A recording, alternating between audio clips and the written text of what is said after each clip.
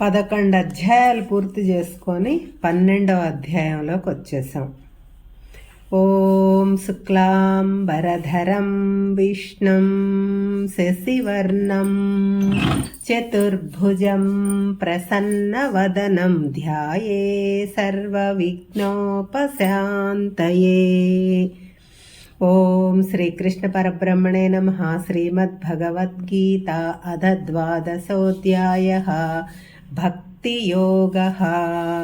భక్తి అంటే ఏంటి, అది ఎన్ని రకాలు, భక్తిని ఏ విధంగా ఆచరించాలి, భక్తి కలిగి ఉంటే ఏ ఫలితం లభిస్తుంది అనే విషయాలను ఈ అధ్యాయంలో వివరించారు కృష్ణ పరమాత్మ. భక్తి అంటే మనం అనుదినం ఆచరించేది, నిజమైన భక్తి కాదు అని కూడా మనకు ఈ అధ్యాయం తెలియజేస్తుంది. భక్తి అంటే ఒక వస్తువు కాదు, ఏదో ఒక సాధన కాదు. వేదాలలో ఉపనిషత్తుల్లో చెప్పబడిన సమస్త విషయముల యొక్క సంకలనమే భక్తి. భక్తి అంటే సకల ఆధ్యాత్మిక సాధనల యొక్క సమగ్ర స్వరూపం. ఉపనిషత్తులలో చెప్పబడిన కర్మ, ఉపాసన, జ్ఞానముల యొక్క సమాహార స్వరూపమే భక్తి. దానినే భక్తి అంటారు. వివరంగా చెప్పాలంటే ధర్మంగా, న్యాయంగా, ఇతరులను కష్టపెట్టకుండా, ఇతరుల మనసు నొప్పించకుండా ధనం, ఆస్తి, మనకు కావలసిన వస్తువులను సంపాదించుకోవటం, మనలో కలిగే సంకల్పాలను, కోరికలను ధర్మబద్ధంగా, న్యాయబద్ధంగా తీర్చుకోవటం, ఇతరులకు ఉపకారం చేస్తే పుణ్యం వస్తుంది, ఇతరులకు అపకారం చేస్తే పాపం వస్తుంది అనే భావన కలిగి ఉండటం, పరమాత్మను ఏదో ఒక రూపంలో కానీ ఏ రూపము లేకుండా కానీ శ్రద్ధతో ఉపాసించటం, మనసును ఎల్లప్పుడూ నిశ్చలంగా నిర్మలంగా ఉంచుకోవటం, అటువంటి నిర్మలమైన నిశ్చలమైన మనస్సును ఏ పని చేస్తున్నా పరమాత్మ యందు నిలిపి ఉంచటం, మనం చేసే పనులను అన్నింటినీ నిష్కామంగా నేను చేస్తున్నాను అనే కర్తృత్వ భావన లేకుండా చేయటం, ఆ పనులు చేసినందువలన లభించే ఫలితాలను అన్నింటినీ పరమాత్మకు అర్పించటం, ఆ ఫలితాలను భగవంతుని ప్రసాదంగా స్వీకరించటం, ఈ భావనలను అన్నీ కలిపితే దీనినే భక్తి అని అంటారు. ఆ భక్తిని అందరూ ఆచరించవచ్చు. ఇందులో ఆడ, మొగ, కర్మయోగులు, జ్ఞానయోగులు అందరూ అర్హులే. ఈ భక్తికి మొదటి మెట్టు ధర్మబద్ధంగా, న్యాయబద్ధంగా ఇతరుల మనస్సుకు, శరీరానికి కష్టం కలగకుండా కర్మలు చేయాలి. తద్వారా కోరికలు తీర్చుకోవటం, మనం చేసే ప్రతి పనికి ఏదో ఒక ఫలితం కలుగుతుంది. ఆ ఫలితాన్ని పరమాత్మకు అర్పించటం, దానిని పరమాత్మ ప్రసాదంగా స్వీకరించటం అంటే నిరంతరం ప్రాపంచిక విషయాలలో మునిగి తేలేవాడిని కూడా భక్తి మార్గం వైపు తీసుకెళ్లటమే తొలిమెట్టు. ప్రాపంచిక విషయంలోనే మునిగి తేలటం, కోరికలు తీర్చుకోవటం తప్పు కాదు అనే జీవితం అనుకోవటం, అవి తప్ప వేరే లోకం లేదనుకోవటం తప్పు. ఆ మెట్టు నుంచి పై మెట్టుకు ఎక్కటానికి ప్రయత్నించాలి, కానీ తొలిమెట్టు మీదనే ఉండిపోకూడదు. 1వ క్లాస్ పుస్తకంలో రంగురంగుల బొమ్మలు ఉన్నాయి, కథలు ఉన్నాయి, కాబట్టి అక్కడే ఉండిపోం కదా. 2వ క్లాసు నుంచి పీజీ దాకా చదువుతాం. అలాగే భక్తిలో కూడా ఒక మెట్టు దాటి 2వ మెట్టు ఎక్కాలి. మనం చేసే అన్ని కర్మలను, అంటే అది చదువు కావచ్చు, ఉద్యోగం కావచ్చు, వ్యాపారం కావచ్చు, ఏదైనా కావచ్చు, ఆ కర్మలను నిష్కామంగా అంటే మంచి మనసుతో, చిత్తశుద్ధితో, ఫలితం మీద ఆసక్తి లేకుండా, కర్తృత్వ భావన లేకుండా, పరోపకార బుద్ధితో చెయ్యాలి. ఇది 2వ మెట్టు. ఆ మెట్టు ఎక్కటం వలన మనలో ఇదంతా నేనే చేస్తున్నాను, నా వలననే ఈ పనులన్నీ జరుగుతున్నాయి, నేను చెయ్యకపోతే ఇంత మంచి ఫలితాలు, నేను ఇది చేయబట్టే ఇంత మంచి ఫలితాలు వచ్చాయి, ఇవన్నీ నేనే అనుభవించాలి అనే అహంకారం, స్వార్థ బుద్ధి నశిస్తుంది.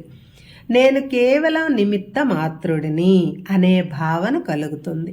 నేను ఈ పని చేయటానికి, ఈ ఫలితం సాధించటానికి నేను ఒక్కడినే కారకుడిని కాదు. ఎంతోమంది ఎన్నో విషయాలు అనుకూలిస్తేనే ఈ కార్యం సిద్ధించింది అనే భావన మనలో కలుగుతుంది. ఈ భావన రాగానే ఈ ఫలితం నాది కాదు, అందరిది, కాబట్టి ఈ ఫలితం అందరికీ చెందుతుంది అని ఆ ఫలితాన్ని అందరికీ పంచిపెట్టడానికి ప్రయత్నం చేస్తాడు. దీనినే పరోపకార బుద్ధి అని అంటారు. మనం ఈ 2 మెట్టు మీదనే ఆగిపోకూడదు. ఎందుకంటే ఈ 2 మెట్లు కేవలం బాహ్య ప్రపంచానికి సంబంధించినవి, కేవలం ప్రాపంచిక విషయములకు సంబంధించినవి, అంటే ప్రవృత్తి మార్గానికి సంబంధించినవి. నివృత్తి మార్గం కూడా ఒకటి ఉంది. ప్రవృత్తి మార్గం నుంచి నివృత్తి మార్గం వైపుకు మళ్ళాలి. ఎందుకంటే భక్తి యొక్క గమ్యం ఆత్మజ్ఞానం సంపాదించటం, జనన మరణ చక్రం నుంచి విడివడటం, మోక్షం పొందడం. ఇవన్నీ జరగాలంటే కేవలం బాహ్యముఖంగానే ఉంటే చాలదు, అంతర్ముఖుడు కూడా కావాలి. తానెవరో తాను తెలుసుకోవాలి. తాను ఈ శరీరం కాదు, తాను ఆత్మస్వరూపుడు అని తెలుసుకోవాలి. పరమాత్మ ఆత్మస్వరూపుడుగా నాలో ఉన్నాడు అని తెలుసుకోవాలి. అంటే ఆత్మజ్ఞానం సంపాదించాలి. ఆత్మజ్ఞానం బయట నుంచి లభించేది కాదు. ప్రాపంచిక విషయాలలో మునిగి తేలుతుంటే ఆత్మజ్ఞానం లభించదు. అంతర్ముఖుడు అయితేనే ఆత్మజ్ఞానం సిద్ధిస్తుంది. ఇది ధ్యానం వలన మాత్రమే సాధ్యమవుతుంది. ఇది భక్తిలో 3వ మెట్టు. ఈ ధ్యానం నిరంతరం అభ్యాసం చెయ్యాలి. దీనినే అభ్యాస యోగం అని కూడా అంటారు.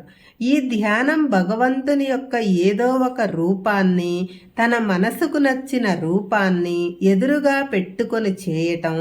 మొదట ఏదో ఒక రూపాన్ని మనసులో పెట్టుకొని ధ్యానం చేస్తూ క్రమక్రమంగా ఈ విశ్వం అంతటా పరమాత్మ నిండి ఉన్నాడు అనే భావనతో ధ్యానం చేయాలి.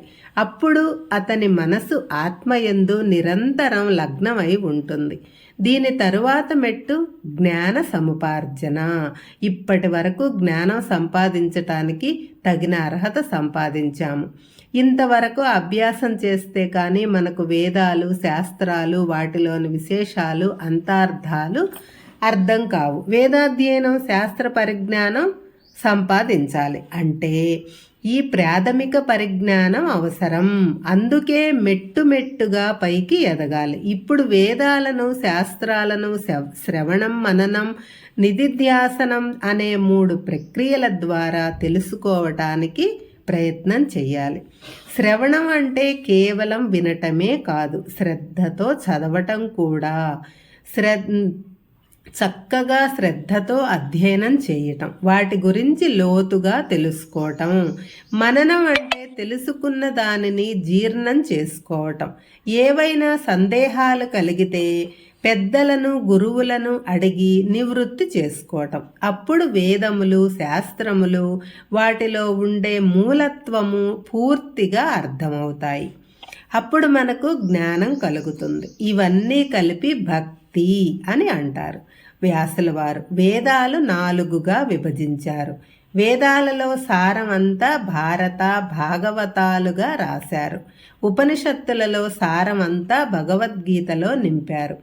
ఇవి సాధారణ మానవులకు అర్థం కావని, ఎవరికీ భావాలకు అనుకూలంగా వారికి చిన్ని కథల రూపంలో పురాణాలు రచించారు. కాలక్రమేణా ఆ పురాణాలు కూడా చదవటానికి మానవులకు సమయం చిక్కదేమో అని సందేహం కలిగింది వ్యాసుల వారికి. అందుకే వేదాలు, ఉపనిషత్తులు, పురాణాల సారమంతా ముచ్చటగా 3 ముక్కలలో చెప్పారు. అదే పరోపకారాయ పుణ్యాయ పాపాయ పరపీడనం. ఇతరులకు ఉపకారం చేస్తే పుణ్యం వస్తుంది, ఇతరులను పీడిస్తే పాపం వస్తుంది. ఈ సూక్తిని నిజ జీవితంలో పాటిస్తే చాలు. వాడు పరమాత్మను ఏ రూపంలో పూజించినా వాడికి ముక్తి లభిస్తుంది. దీనినే భక్తి భక్తి అని కూడా అనవచ్చు. అంతేకాని ప్రతిరోజు దేవాలయానికి వెళ్ళటం, పూజలు చేయటం, అర్చకుడు ఆ పూజలు చేసినప్పుడు మనం లోకాభిరామాయణం మాట్లాడుకోవటం, మన గోత్రనామాలతో పూజలు జరిపించటం, డబ్బు కట్టి మన పనులు చేసుకుపోవటం, ఇది భక్తి అనుకుంటాం. ఇవన్నీ భక్తిలో భాగాలే కానీ ఇదే భక్తి అనిపించుకోదు. ఎందుకంటే వీటిలో శ్రద్ధ అనే భావన లోపించింది. శ్రద్ధతో కూడినదే భక్తి అనే విషయం తెలుసుకోవాలి. అందుకే శ్రద్ధాభక్తులు అని అంటారు. కాబట్టి కోరికలతో కూడిన కర్మలు చేయటంతో ఆరంభమైన భక్తి ఈ జగమంతా పరమాత్మమయం, ఆ పరమాత్మను నేనే అయి ఉన్నాను, అహం బ్రహ్మాస్మి అనే స్థితి వరకు తీసుకొని వెళుతుంది. ఈ భక్తి వలన ఉపయోగం ఏమిటంటే మోక్షానికి మార్గం సులభం చేస్తుంది, ఆత్మజ్ఞానం కలుగుతుంది. అటువంటి భక్తి గురించి తెలియజేసే యోగమే భక్తి యోగము అనే పేరు గల ఈ అధ్యాయాన్ని ప్రారంభించాడు కృష్ణ పరమాత్మ. ఇంతకుముందు అధ్యాయంలో కృష్ణ పరమాత్మ మనకు ఎన్నో విషయాలు బోధించారు. వాటిలో సగుణోపాసన అంటే పరమాత్మను ఏదో ఒక ఆకారంలో పూజించటం, నిర్గుణోపాసన అంటే పరమాత్మను అక్షరము అవ్యక్తము అయిన ఆ పరబ్రహ్మ స్వరూపంగా భావించి పూజించటం ముఖ్యమైనది. ఇప్పుడు అర్జునుడికి ఒక సందేహం వచ్చింది. పరమాత్మను ఏదో ఒక ఆకారంతో పూజించాలా లేక నిరాకారంగా పూజించాలా? పరమాత్మ సగుణాకారుడా నిర్గుణాకారుడా? పరమాత్మకు ఏదో ఒక రూపం ఉందా లేక అసలు రూపమే లేదా అనేది ఆ సందేహం. ఆ సందేహాన్ని ఇక్కడ అడుగుతున్నారు. అర్జున ఉవాచ మొదటి శ్లోకం. ఏవం సతతయుక్తాయే భక్తాస్త్వాం పర్యుపాసతే ఏ చాప్యక్షరమవ్యక్తం తేషాం కే యోగవిత్తమాః. ఏ భక్తులైతే సతతము నా యందే మనసు నిలిపి నిన్ను ఏదో ఒక ఆకారంతో విగ్రహ రూపంలో ఉపాసిస్తున్నారో వారు యోగమును బాగా తెలిసిన వారా లేక అక్షరము అవ్యక్తము అయిన పరబ్రహ్మమును ధ్యానించేవారా? యోగ విత్తములా వీరిలో ఎవరు శ్రేష్ఠులు నాకు వివరించండి. కృష్ణ, నువ్వు నాకు ఎన్నో ఆకారాలతో కూడిన ఈ విశ్వరూపాన్ని చూశాను. మరి ఇదివరకు నిన్ను నిరాకారంగా పూజించమని చెప్పావు. ఇప్పుడు సాకారంగా నీరు విశ్వరూపాన్ని నాకు చూయించావు. ఇంతకు నీ భక్తులు నిన్ను ఏదో ఒక ఆకారంతో పూజిస్తున్నారా లేక ఏ ఆకారము లేకుండా నిరాకారంగా పూజిస్తున్నారా? ఈ రెంటిలో ఏది మంచిది? ఇలా చేసేవారిలో ఎవరు గొప్పవాళ్ళు నాకు చెప్పు అని అడిగాడు. అంటే కృష్ణుడు సగుణోపాసన గొప్పదా నిర్గుణోపాసన గొప్పదా? వీటి మధ్య ఉన్న తేడా ఏమిటి?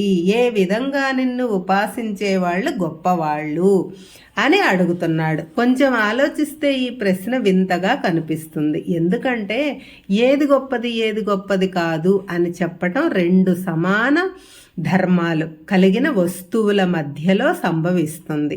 పైన చెప్పబడిన విషయాలను బట్టి చూస్తే ఇవి రెండు మెట్లు. మొదటి మెట్టు ఎక్కిన తర్వాత రెండో మెట్టు ఎక్కాలి. అంటే మొదట సగుణోపాసన చేసి తరువాత నిర్గుణోపాసన చేసుకోవాలి. అంతే కానీ నేరుగా నిర్గుణోపాసన చేయటం కుదరదు. అలాగని కేవలం సగుణోపాసనలోనే ఉండిపోకూడదు. మొదటి అంతస్తు ఎక్కిన తరువాత రెండో అంతస్తుకు ఎక్కుతాము. కానీ ఏకంగా నిచ్చెన వేసుకొని లేక తాడు ద్వారా రెండో అంతస్తుకు ఎక్కటానికి ప్రయత్నిస్తే జారి కింద పడి నడుం విరుగుతుంది. ఇతర మతాలను హిందూ మతానికి అదే తేడా. ఇతర మతాల్లో మొదటి నుంచి ఏ ఆకారము లేని పరమాత్మను ఉపాసిస్తారు.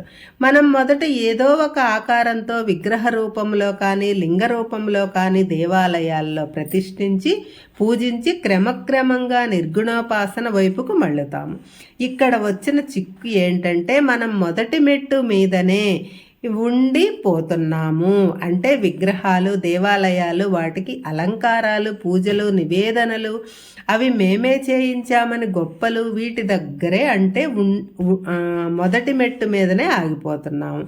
రెండో మెట్టు ఎక్కటానికి కనీసం ప్రయత్నం కూడా చేయటం లేదు. అందుకే ఈ ప్రశ్నకు పరమాత్మ చక్కటి సమాధానం చెబుతున్నారు. హరే కృష్ణ.